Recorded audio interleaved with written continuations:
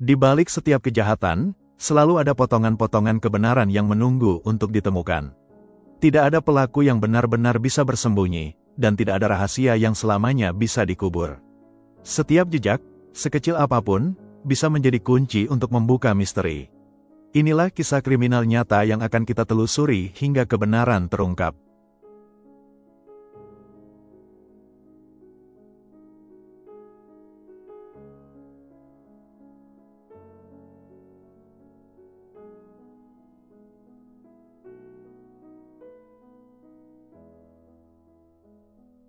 Pada tanggal 18 Januari tahun 2022, Hannah Petty, 22 tahun, menghubungi ibunya Nicole Petty. Setelah Hannah menutup teleponnya, ibunya merasakan ada yang salah dengan suara putrinya. Segera ibunya menelpon kembali, namun Hannah hanya bisa bicara lirih, terengah-engah dan menanyakan apakah ibunya bisa membawanya ke rumah sakit. Saat itu suaminya, Brian Mann, sedang bekerja, sehingga Nicole bergegas membawanya ke UGD Rumah Sakit Universitas Alabama di Birmingham. Suami Hannah bekerja sebagai ahli pijat kiropraktor yang memiliki klinik mandiri di Morgan County. Nicole menemukan anaknya dalam kondisi sakit yang parah, tubuhnya kurus kering dan sudah terbaring di tempat tidur selama seminggu penuh. Saat dokter memeriksa, dia mengatakan bahwa tanda-tanda vital Hannah tidak ada masalah, namun ibunya bersikeras agar Hannah dirawat atau dia akan mati di rumahnya. Baru saja ibunya mengatakan hal itu, tiba-tiba Hannah mengalami kejang hebat, hingga merobek baju pasien yang dikenakannya. Seorang dokter sempat marah kepada Nicole, karena mengira Hannah tinggal bersama Nicole dalam keadaan sakit yang diabaikan. Ketika dokter mengetahui bahwa Hannah sudah menikah dan memiliki anak, dokter meminta bertemu dengan suaminya. Namun pesan teks dan telepon Nicole kepada menantunya tidak pernah ditanggapi. Brian mengetahui kondisi Hannah dari ibunya sendiri, yang diberitahu oleh besannya bahwa Hannah dalam kondisi kritis. Brian tiba di rumah sakit saat sudah larut malam, namun karena saat itu kondisi COVID sehingga diterapkan pembatasan kunjungan pasien, Brian tidak segera dapat menemui Hannah karena Nicole sedang berada di dalam ruangan. Brian menjadi marah karena hal ini dan menganggap Nicole menghalanginya untuk menemui Hannah. Hannah sudah 48 jam dalam kondisi tidak sadar. Namun keajaiban terjadi ketika Nicole berada di sisinya, mencium kepalanya, dan mengatakan, "Aku mencintaimu." Tiba-tiba saja Hannah menjawab, "Aku juga mencintaimu." Perawat yang berada tak jauh dari sisinya menjadi takjub dan terkejut. Namun perjuangan Hannah belum selesai, dia masih harus menjalani pengurasan cairan di otaknya sehingga harus dibuat koma medis dan dilumpuhkan karena pergerakan sekecil apapun akan dapat membuatnya meninggal dunia. 8 hari kemudian, pihak rumah sakit memberitahukan kepada keluarga Hannah bahwa hasil pemeriksaan tubuhnya dengan menggunakan sinar X, didapatkan gambaran jelas bahwa hampir seluruh tubuh Hannah bersinar yang menandakan adanya timbal. Timbal itu 8 kali lebih banyak dari batas toleransi yang bisa diterima tubuh. Itulah sebabnya Hannah mengalami gagal nafas akut. Timbal ada di seluruh tubuhnya, termasuk di otak, di tulang dan yang paling parah ada di ususnya hingga hampir 100% memenuhi ususnya, sehingga ususnya tidak mampu lagi menampung apapun. Hannah kemudian sengaja ditidurkan hingga dalam kondisi koma untuk mengeluarkan timbal dari dalam tubuhnya. Dokter menemukan bahwa sebenarnya Hannah dalam keadaan kelaparan, jika terlambat sedikit saja ibunya membawa ke rumah sakit bisa jadi Hannah akan kehilangan nyawanya. Kasus ini baru pertama kalinya ditemukan sepanjang karir sang dokter dan rumah sakit tersebut. Pihak rumah sakit memberitahu Nicole bahwa tidak mungkin Hannah menelan semua timbal itu dengan sengaja. Rumah sakit dan Nicole yakin ada seseorang yang melakukannya pada Hannah. Kemudian pihak rumah sakit segera melaporkan kasus Hannah ke Departemen Sumber Daya Manusia, yaitu badan negara yang melindungi orang dewasa yang rentan. Kemudian Hannah ditempatkan dalam ruang khusus, di mana terdapat 1 orang berjaga di depan pintu dan tidak seorang pun diizinkan untuk mengunjungi Hannah, termasuk Nicole dan Brian karena mereka dianggap sebagai tersangka potensial. Nicole menjadi sangat terpukul karena dia tidak dapat menunggui putrinya lagi. Departemen SDM dan pihak rumah sakit memberitahu Nicole bahwa satu-satunya cara timbal itu masuk ke tubuh Hannah adalah dengan ditelan. Mereka menanyakan pada Nicole makanan apa saja yang diketahui oleh Nicole dikonsumsi secara rutin oleh Hannah beberapa bulan belakangan. Nicole tidak mengetahui detailnya karena mereka tidak tinggal satu rumah.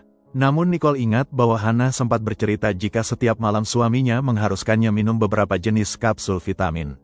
Saat dokter meminta Brian mengirimkan sampel vitamin apa saja yang diberikan pada Hannah, Brian tidak melakukannya dan hanya memberi foto luar kemasan vitamin tersebut. Dokter yang curiga dengan situasi ini segera melaporkan kepada Letnan Alan McDermott dari Departemen Kepolisian Hatsell. Meskipun awalnya para penyelidik menganggap suami Hannah, Brian Mann dan ibunya, Nicole Petty sebagai tersangka, mereka akhirnya memfokuskan perhatian pada Brian karena beberapa bukti yang memberatkan dan perilaku yang mencurigakan. Pada tanggal 1 Februari Nicole dikeluarkan dari daftar tersangka dan diizinkan mengunjungi Hannah lagi. Selanjutnya polisi menggeledah rumah Brian dan mengungsikan anak-anak mereka pada kakek neneknya. Saat itu Brian memberikan bukti kepada polisi vitamin yang diminum Hannah, yang ternyata berisi obat pencahar saja. Brian tidak mengakui bahwa dia memaksa Hannah minum vitamin setiap malam. Sebaliknya Brian menuduh mertuanya adalah dalang di balik semua kejahatan ini. Brian mengarang cerita bahwa Nicole dan Hannah memiliki hubungan yang tidak baik sejak Hannah masih remaja.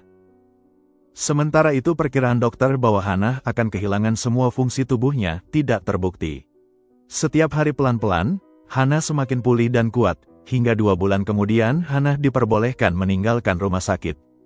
Hannah yang telah mengalami patah hati yang sangat dalam ketika diberitahu kemungkinan bahwa suaminya yang memasukkan timbal itu ke dalam tubuhnya, mengajukan gugatan cerai.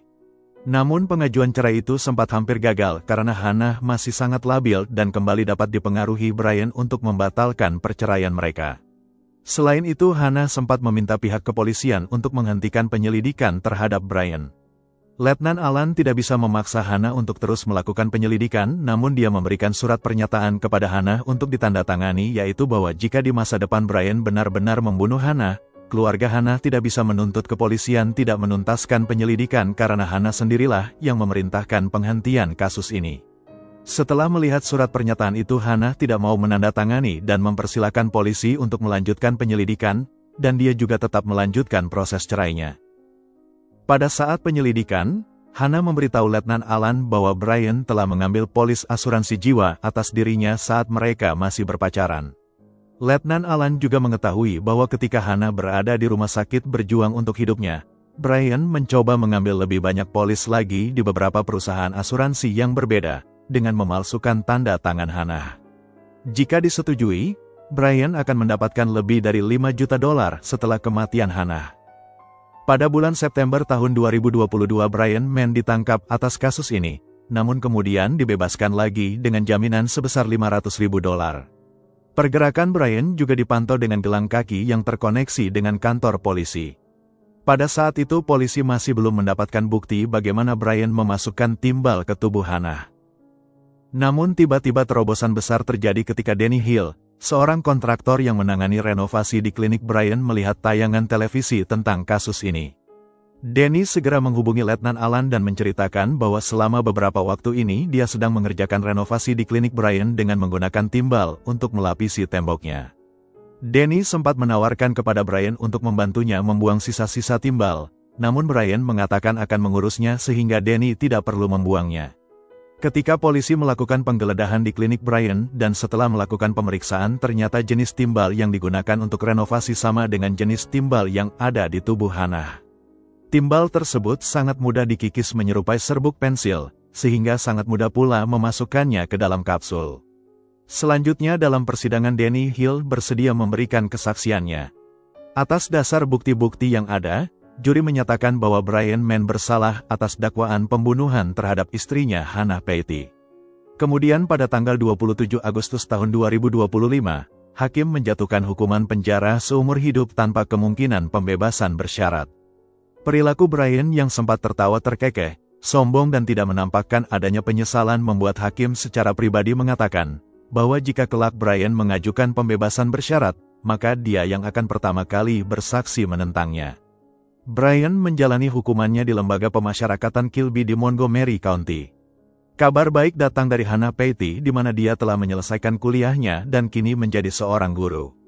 Mereka masih tinggal di rumah lama yang telah ditetapkan oleh pengadilan sebagai rumah sah Hannah. Hannah kemudian menata ulang seluruh rumah itu dengan hanya meninggalkan jejak Hannah dan kedua anaknya. Mereka sangat menikmati kehidupan barunya. Persidangan perceraian masih akan digelar pada Desember tahun 2026. Demikian kisah kriminal nyata kali ini. Semoga kita semua bisa mengambil pelajaran baik dari setiap peristiwa yang tidak baik sekalipun. Sampai jumpa di kisah kriminal nyata berikutnya. Terima kasih sudah mampir di channel ini.